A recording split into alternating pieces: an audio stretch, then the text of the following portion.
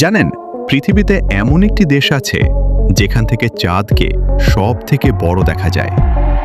কিন্তু কেন কেন এখান থেকেই চাঁদকে এমন দানবীয় মনে হয়? আর সেই দেশটি হলো ইকুয়েডর।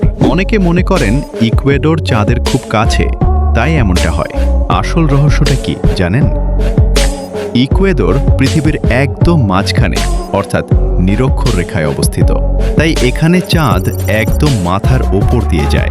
আর যখন চাঁদ দিগন্তের কাছাকাছি থাকে, তখন আমাদের চোখের ভ্রম বা মুন ইলিউশনের কারণে এটাকে বিশাল বড় মনে হয়। মানে এটা স্রেফ একটা চোখের ধোঁকা। যদিও ইকুয়েডরের মাউন্ট চিম্বোরাজো পাহাড়টি পৃথিবীর কেন্দ্র থেকে মহাকাশের সব থেকে কাছে, কিন্তু খালি চোখে সেই পার্থক্য ধরা অসম্ভব। এমন সব মজাদার রহস্য আর সায়েন্স জানতে টপ রহস্য সাবস্ক্রাইব করে রাখুন।